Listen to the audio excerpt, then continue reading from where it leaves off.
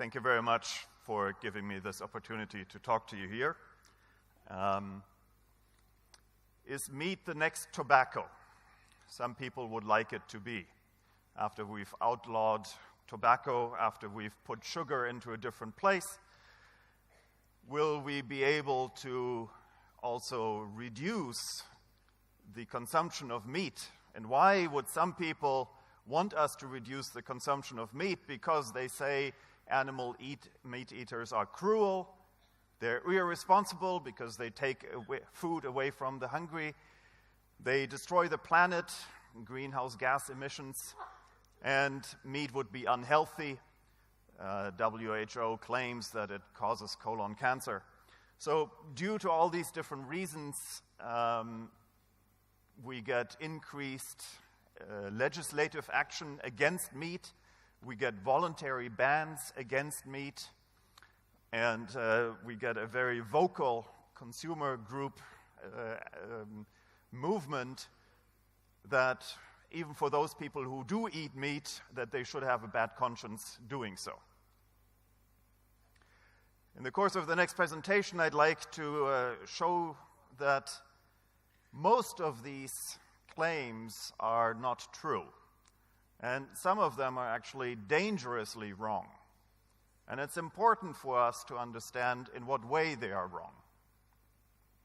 One way in which they're wrong is almost 30% of all children in the world, 1 out of 3 children in the world below the age of 5, suffers from malnutrition. Mostly because they have poor quality food, either too little or too much. But the largest reason for the malnutrition is that there is not enough animal proteins available to those children below the age of 5. It's usually not a question of quantity, it's usually a question of quality. Not enough eggs, not enough dairy products, not enough meat, not enough red meat.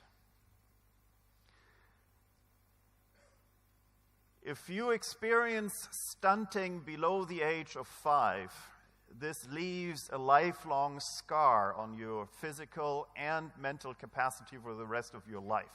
This is current reality in the world. And we as the meat industry cannot consider our job done as long as 1 out of 3 children cannot have a sufficiently healthy meal because they cannot afford animal proteins in their diet. This is a human tragedy. The way to alleviate this human tragedy is to produce more meat, to produce more food, and make it more cheaply available, especially to the vulnerable sectors of society, the poor, the old, the young. Now, when I say that we need to increase food production and that we need to increase meat production, there's basically 2 ways of going about it. We can either use more resources, more land, more water, more everything, or we can use those resources more productively, more efficiently. So I put this on these 2 axes here. This is the axis of more resources, so we can increase agricultural land, for instance, by 10%, or we can decrease it land. So this is the axis of resource utilization. And this is the axis of productivity. So having innovation proceeding at the current pace, innovation leads to productivity advances, or we could double the innovation speed so that we increase productivity even faster than as we did in the past. And by putting this in these 2 axes, that gives us 4 different scenarios, and I'm going to walk you through those 4 different scenarios of what they mean for our global food system. The 4 different scenarios are: 1, history continues; deliberate poverty; radical technology; and zoological gardening. I'll go through each one of them. History continues. History continues is called that because that's what we've done for the last 40 years. So if we continue to do how we've done for the last 40 years, where will we end up in the year 2050. These are the different factors that we need to go through. So let's look at population. Today we have already 7.6 billion people. The base reference year for this analysis was a couple of years ago when we still had only 7. So we increased from 7 billion people to going to be 10 billion people in the year 2050. Yield on agricultural production. We keep on having the same pace as in the 1960s, all right? So each year it will get better. So yields will go from certain tons per hectare and will go higher. So we will get some improvements.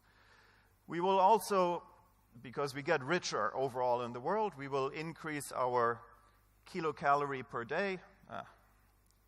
Our kilocalories per day on each plate from 2,500 to 2,700. We consume more kilocalories of livestock, and all of that will produce more resource requirements. So we also want to, of course, eradicate hunger in the world. If we do all that, we increase the number of people, we increase the number of food that they eat, we eradicate hunger, and we have some technological improvement. If we do this, land use in the world will go up by 28%. We'll need 30% more agricultural field in order to produce all that food, and correspondingly more fertilizer, more water, more everything, right? Now, do we have that land available? In principle, yes, we do. There, in the Amazon, and the Cerrado, and the Central African jungles, here in the very highly productive jungles of Indonesia and Malaysia, in principle, the land is available. And this is also where that land is being currently utilized. So if you look at the maps of current deforestation, this is exactly where it happens. Yeah? All the red dots means that there's deforestation going on. So yes, we are increasing the amount of land that we're using. Since 1960, we have increased the amount of land under agricultural production by a net of 10%. And until 2050, we would have to increase it by 28%.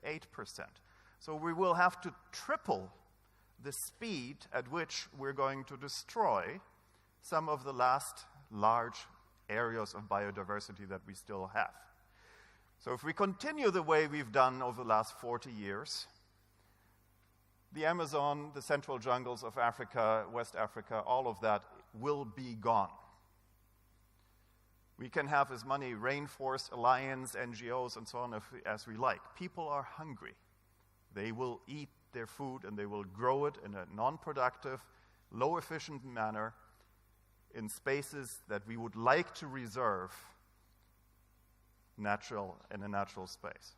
So this is where we're headed if we continue the way we've done so far. Now, people say this is not good for lots of good reasons. You know, we like to keep those natural zones. So the other alternative is we should reduce resource-intensive food, and that's primarily meat. So if we reduce meat consumption in our diet, then we will be able to live with the resources that we have. Now, let me walk you through that logic. So this is the scenario of deliberate poverty. This is a too busy chart to walk you through it. I only want to say that we can map the global biomass streams actually at fair amount of detail. And the summary of that chart is, we, in our total food system, we produce about 0.6 petagram of carbon per year of human food. So our total global food system produces 0.6 petagram carbon, and it produces 4.6 petagram of animal feed. 8 times more animal feed than direct human food.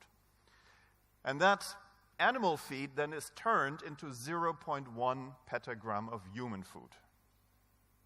Now, very simple arithmetics tells you that if we use more of that system to produce human food directly rather than go through the animal, we could have overall more efficiency. That's the logic. Yeah?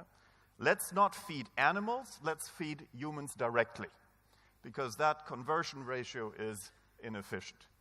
That's the logic behind saying meat is inefficient, and therefore we should reduce the meat consumption so that we can feed the global population. It looks correct at first sight, it's very tempting, and it's wrong. Let's walk through this. If we take 7 billion to 10 billion, we have the same yield increases, but then we change the diets, okay? We reduce, in particular, red meat consumption from today 207 in North America. We bring it down to 57. We increase vegetable and fruits dramatically because we, after all, still need the protein intake. And we will also reduce sugar consumption, of course, to be healthier. If we did that, if we did all that, then indeed we could reduce the consumption of red meat by about half. These are the diet compositions of different people in different regions. I will skip over that here. All of these numbers are available in the report that you can download from my website. So you don't have to copy them here. You can read them in detail in the report. So yes, we can do this. And then, indeed, we would not have to increase land consumption. We could keep land utilization the same. We would be able not to have to expand agricultural production. We would be able to conserve water, would be able to use less fertilizer, and so on. Why would that still not work? Why do I think this is wrong? For 2 reasons. One is, it's going to be a tremendous challenge to teach the global population to eat these greens here, vegetables and fruits. Would probably be healthier for them rather than eating sugar. But we've been trying that for a while, not too successfully. It will also be a big challenge to tell people to stop eating meat and to stop using dairy consumption. I would be very suspicious that it's possible to tell the global population to deliberately impoverish itself in its own self-image, to eat more greens and vegetables and to reduce meat consumption. But more importantly, if we started eating less meat, then we would be increasing agricultural production potential in the North Americas and the South Americas and Europes. This is where we would release agricultural resources to produce something else. But we don't need the additional food in these places. We need the additional food in Africa and in South Asia. The population increase will be in Africa and South Asia from these numbers. And if you look at the additional food required over today, then almost 50% of the additional food required will be in Africa here, close to 50%, and 30% will be in South Asia. So close to 80% of the additional food needs to be produced in Africa and South Asia. It does not help that we can produce more food in Europe and North America and in South America. We need to produce the food where it's going to be eaten. The amount of trade flows of food, if we assume that we can produce that food in the rich world and export it to Africa, Africa can't afford that. It would not have the financial means to buy that food. It is impossible. It's financially impossible. It's macroeconomically impossible. And the same applies to Southern Asia. So while this scenario looks tempting on the outside, it's socially doubtful and economically impossible. That brings us to the third scenario, where we'd say, okay, let's increase innovation, let's increase the pace of technology, and let's see whether if we increase the pace of technology sufficiently, whether we can then actually decrease resources in terms of land, water, fertilizer, and so on. If we go through the numbers for that, one issue is, of course, closing the yield gap. Yeah? So these are yields for different commodities in different parts of the world, and if we could close the yield gaps in Africa and Asia to the level of existing technology, that alone would already solve the problem. Closing the existing yield gap. If on top of that we would deploy some of the more advanced technologies that we have now available in genetics and sensors and in financial intermediation and so on, we should be able to do even better than that. Now, that idea has, of course, been around for quite a long time, and there is lots of unfortunate reasons why these yield gaps persist in Africa and South Asia. And we should not allow these to be excuses. We somehow need to find methods, and technology can help here too, to close those yield gaps, to make use of the existing lands and the existing waters and the same rate of efficiency and productivity that we experience in the Americas and Europe. And if we can do that, then we do not need to expand our resource base. If we go through the numbers here, same increase of people, but we increase the yields. And we could also use some technology to decrease food waste. That would also be helpful. It doesn't make such a big difference, but it will be helpful. Then we could actually reduce the overall land utilization. We can reduce the overall land utilization until the year 2050 and put a healthy meal on everybody's plate, including lots of meat. And meat consumption would be good because it's healthy. It is required, especially for the young, the old, the poor, the underprivileged, to have. They require the energy density and the nutrient richness of animal food in their diet. So with technology, we would be able to do this.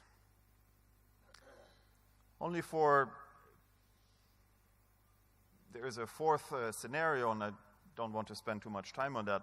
I call that zoological gardening, because there we would be using lots of high technology and new innovation, but we would be increasing global land utilization. What is that? Well, that's bioorganic farming, the natural way. I live in Switzerland. You know, in Switzerland, we're proud of our cows in the mountains. It's a tourist attraction. Bioorganic farming is a religion. It's not a serious production method. We can afford to do that in Europe because Europe is blessed with an abundance of resources, an abundance of water resources, an abundance of land resources, technological resources. In Europe, we can afford that luxury. For the rest of the world, we cannot. So let me return to the question of how are we going to be able to deploy technology. Now, before I do that, you will say, okay, but wait a minute.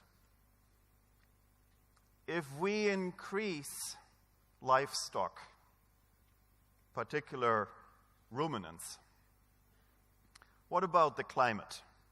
What about deforestation? Isn't that a problem?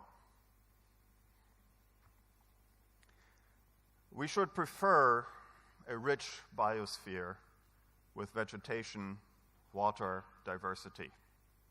These are two adjacent land parcels, somewhere here in Africa. They're basically literally next to each other. And it's this one here that has lots of ruminants and lots of livestock being on it. Livestock, scientifically managed livestock placement on land makes land richer, with more biodiversity, with more water resources. That livestock would be causing deforestation is a myth. It's exactly the opposite.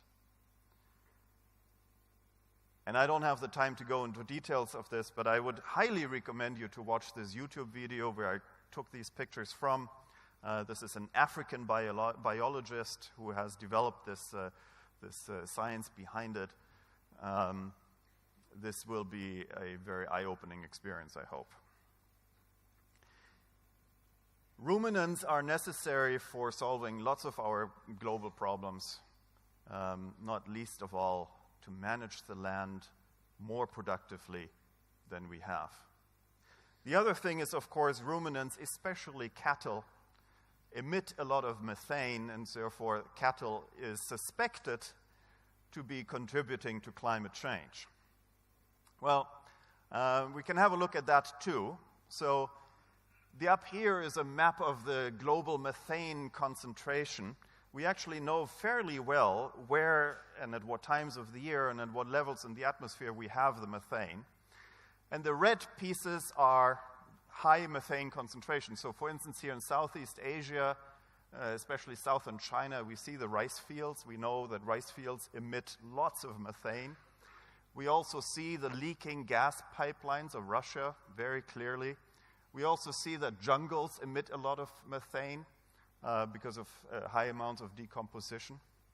But look at the map down here where we have lots of livestock concentration, like South America, especially New Zealand, Ethiopia, lots of livestock concentration, southern Somalia. And try to find methane concentrations where we have a lot of livestock. It's not there. There is no methane. Yeah? Livestock does not correlate at all with methane concentration in the atmosphere. And now you might wonder, how can that be? Because we know that the cow does emit methane. That's true.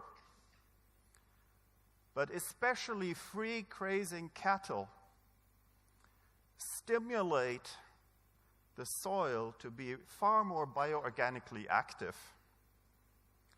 And with that, it will increase the methanotrophic activity in the soil, and these methanotrophs actually consume methane, and that overcompensates for the methane that's being emitted by the cow.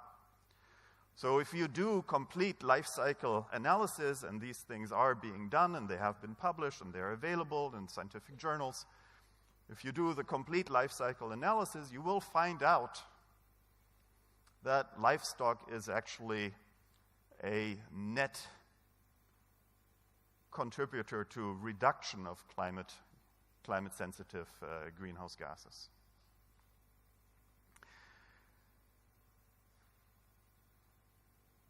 I want to come to the end of my discussion here, something that I find extremely important when we talk about technology.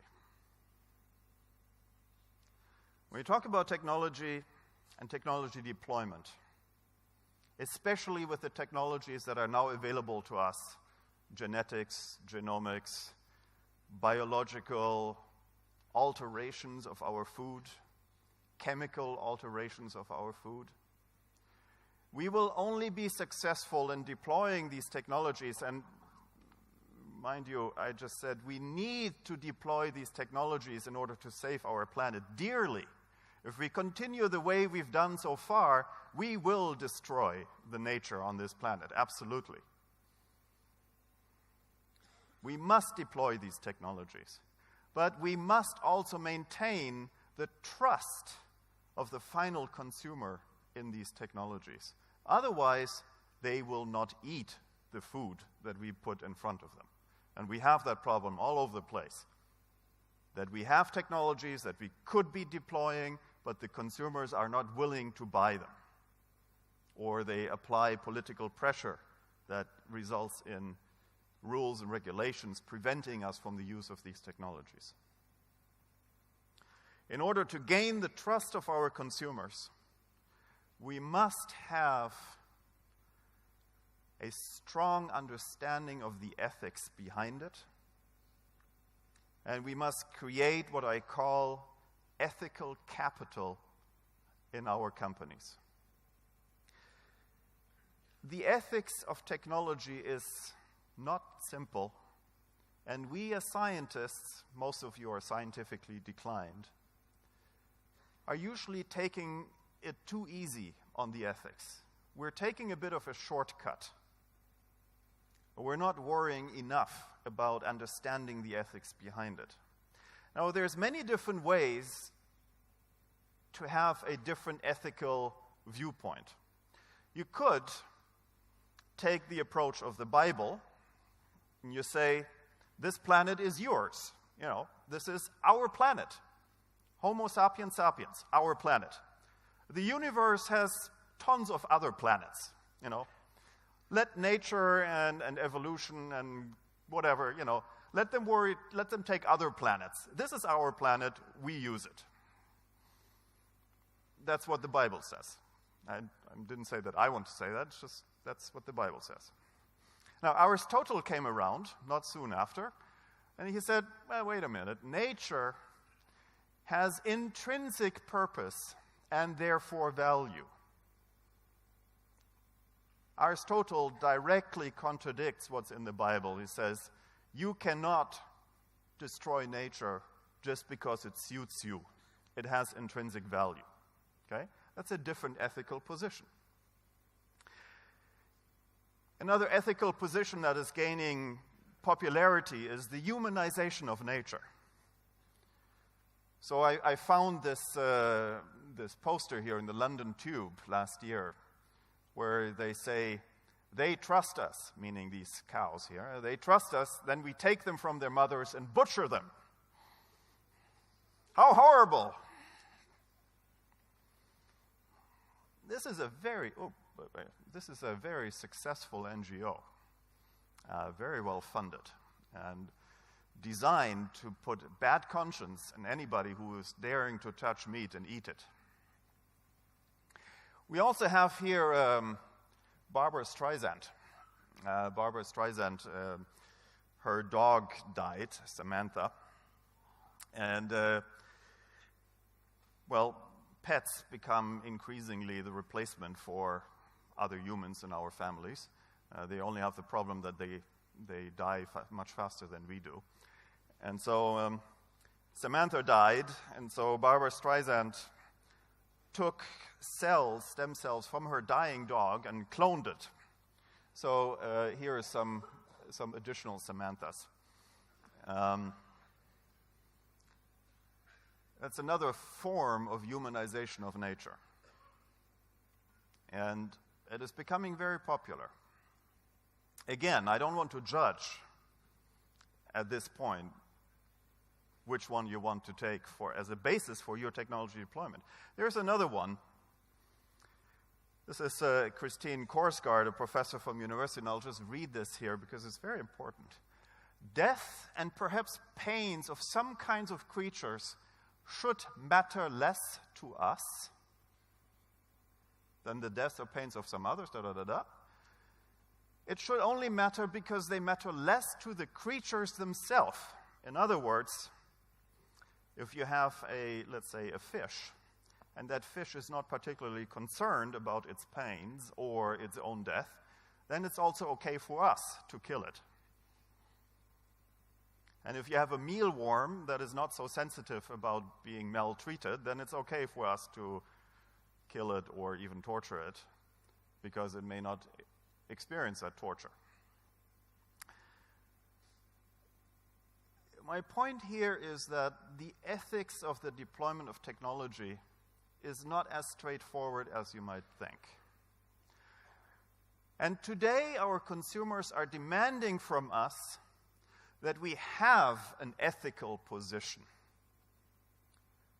Whatever your ethical position is, but choose one. Make yourself transparent against that ethical position and make yourself accountable against that ethical position, so that your consumer, wherever they are in the world, can have trust in the particular food that you produce, that that food has been produced with an ethical position that they can identify with. We did a survey, and this is my last chart. We did a survey among decision makers in the food and agri space, and we asked them, in the year 2017, what is going to contribute to your value creation in your company? We said, yeah, operations is important, obviously. Access to capital, access to data, ethical legitimacy, 24%. And then we asked them, how is that going to increase until 2027? And they felt that ethical legitimacy and access to data, but also ethical legitimacy, will become a more important driver of whether you will be able to create value in your company than having excellent operations. I would very much encourage you to understand precisely the ethics behind the technologies that you are deploying. Make yourself accountable and controllable for them, and then use these technologies, because our planet needs it. Thank you very much.